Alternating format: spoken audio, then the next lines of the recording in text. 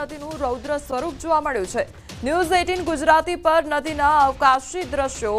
Exclusive Kadana ડેમમાંથી છોડાયું છે નદીમાં પાણી, ત્યારે મહીસાગર નદીમાં પાણી છોડાતા નદીમાં પૂર આવ્યું છે। તંત્ર દ્વારા નદી કાંઠા વિસ્તારના ગામોને એલર્ટ પણ કરવામાં આવ્યા છે। તો જે પ્રમાણે સતત પાણીનો પ્રવાહ વધી રહ્યો છે તેના કારણે લોકોને એલર્ટ કરવામાં આવ્યા છે। તો વડોદરાના પાદરા તાલુકામાંથી જે પસાર થતી મહીસાગર નદી છે તેનું રૌદ્ર સ્વરૂપ જોવા મળી રહ્યું છે, કારણ કે જે પ્રમાણે સતત અવિરત વરસાદ ખાબકી રહ્યો છે તેના કારણે જે પાણીનું સ્તર છે તે સતત વધી રહ્યું છે। ન્યૂઝ 18 ગુજરાતી પર નદીના અવકાશી એક્સક્લુઝિવ દ્રશ્યો। કડાણા ડેમમાંથી નદીમાં પાણી છોડવામાં આવ્યું છે અને મહીસાગર નદીમાં પાણી છોડતા નદીમાં પૂર આવ્યું છે। તો તંત્ર દ્વારા નદી કાંઠા વિસ્તારના ગામોને એલર્ટ પણ કરવામાં આવ્યા છે। જે નીચાણવાળા વિસ્તારો છે તેને એલર્ટ કરવામાં આવ્યા છે। તાકીદ રાખવાની અપીલ પણ લોકોને કરવામાં આવી રહી છે।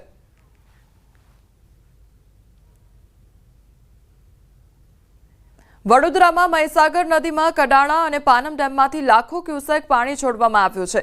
મહીસાગર નદીના કાંઠા વિસ્તારના ગામોમાં પાણી ઘૂસ્યા। તો સિંગરોડ ગામમાં મહીસાગર નદીના પાણી ઘૂસ્યા। ગઈકાલે રાત્રે જ લોકોએ ઘર ખાલી કર્યા હતા। લોકો સુરક્ષિત સ્થળે ખસ્યા।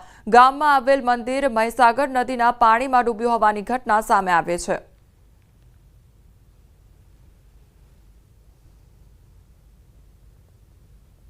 વડોદરામાં છેલ્લા 24 કલાકમાં સમગ્ર જિલ્લામાં સાર્વત્રિક વરસાદ ખાબક્યો છે। વાઘોડિયા તાલુકામાં વરસાદને પગલે ભારે હાલાકી સર્જાઈ।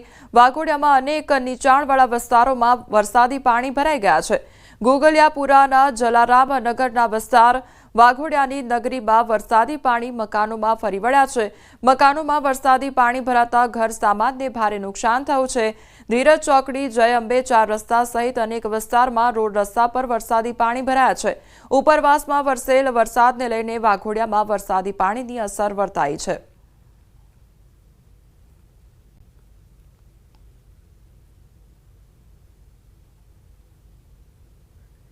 બાંસવાડા જિલ્લાના સજ્જનગઢ શહેરમાં ભારે વરસાદને કારણે નજીકની નદીઓ અને નાળા છલકાઈ ઉઠ્યા છે। આ દરમિયાન શહેરથી લગભગ 3 કિલોમીટર દૂર જાકોડિયા પુલ પર પાણીનો જોરદાર પ્રવાહ ચાલુ રહ્યો।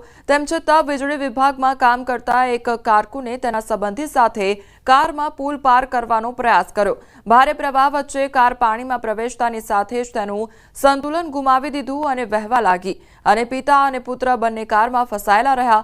સદનસીબે તે જ સમયે કેટલાક ગ્રામજનો પાણીનો પ્રવાહ જોવા માટે પુલ પર પહોંચી ગયા હતા। પરિસ્થિતિની જાણ થતાં જ ગામ લોકોમાં હોબાળો મચી ગયો। લોકોએ બૂમો પાડી અને તરત જ મદદ માટે દોડી ગયા। સમય બગાડ્યા વિના તેઓ પાણીમાં કૂદી બંનેને કારમાંથી સુરક્ષિત રીતે બહાર કાઢ્યા।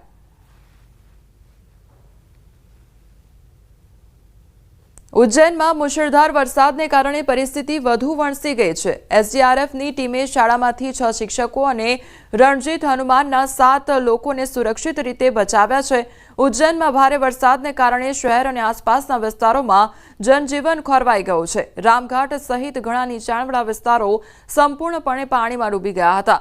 ચિંતામણ વિસ્તારના દાઉદખેડી ગામમાં સરકારી શાળાઓ અને એક સ્કૂલ બસ પાણીમાં ફસાઈ ગઈ। તો ગ્રામજનોએ ટ્રેક્ટર અને ટ્રોલીની મદદથી બાળકોને સુરક્ષિત રીતે બહાર કાઢ્યા છે, પરંતુ 6 શિક્ષકો ત્યાં જ ફસાયેલા રહ્યા। એસડીઆરએફની ટીમ ઘટનાસ્થળે પહોંચી। ટીમે બોટની મદદથી તમામ શિક્ષકોને સુરક્ષિત રીતે બહાર કાઢ્યા અને તેમને રાહતનો શ્વાસ લીધો।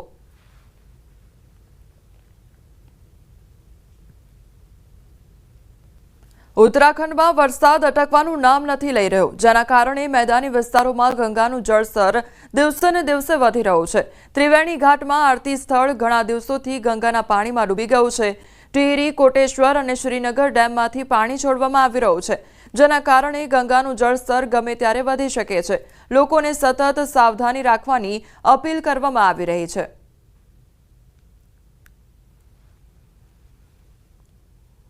પહાડોમાં પડેલા ભારે વરસાદના કારણે યમુના નદી બે કાંઠે વહેતી થઈ છે, ત્યારે મથુરાના તમામ ઘાટ પાણીમાં ગરકાવ થઈ ગયા છે। ઘાટો ડૂબી જવાથી બહારથી આવતા ભક્તો પૂજા કરી શકતા નથી, પરંતુ વ્રજના લોકો યમુનાનું આ પ્રાચીન સ્વરૂપ જોયા બાદ નદીમાં સ્નાન કરી આનંદ વ્યક્ત કરી રહ્યા છે।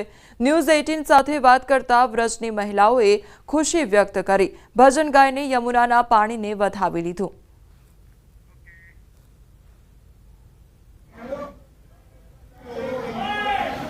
दर्शन पूजन करते हैं। कुछ श्रद्धालु ऐसे हैं जो बाढ़ के पानी में भी लगातार यमुना का, क्योंकि रोजाना का नित्य का उनका नियम है, उसको पूजन अर्चन करने के लिए आते हैं। हमारे साथ कुछ श्रद्धालु, उनसे हम बात करेंगे। अगर बात करें तो यमुना में लगातार जल बढ़ रहा है, क्या कुछ कहेंगे इस स्थिति को देखकर? बढ़ रहा है, लेकिन हम सब तो ब्रजवासी बड़े प्रफुल्लित हैं, क्योंकि हथनी कुंड से कभी हमारी यमुना जी को छोड़ा नहीं जाता है। तो हमको इस बात से बड़ी खुशी हो रही है। अब रोक के दिखाए, हमारी यमुना मैया आ गई है और आंगन में ऐसे खेल रहे हैं ब्रजवासी, हम सब बहन भैया कि जैसे और घरे उमंग थे। काके बोल रहे हैं, तिहारो दरस मोहे भावे, मेरी जमुना मैया तिहारो दरस मोहे भावे। श्रद्धालु हैं, ब्रजवासी हैं, वो यमुना के इस स्वरूप को देखे बड़े ही आनंदित हैं, क्योंकि उनका मानना है, उनका कहना है कि यमुना किसी समय में इसी तरीके से निर्मल, और यहाँ तक कि विश्राम घाट पर, क्योंकि विश्राम घाट ही एक ऐसा घाट है जहाँ पर कृष्ण का और यमराज का मंदिर है। यमराज अपनी बहन यमुना से मिलने के लिए आते हैं, तो दूर दराज से श्रद्धालु यहाँ पर आते हैं और इसी स्वरूप का दर्शन करने के लिए वो हमेशा लालायित रहते हैं। और आज यमुना उनको उसी प्राचीन स्वरूप में दिखाई दे रही है। तो कहा जा सकता है कि बाढ़ की वजह से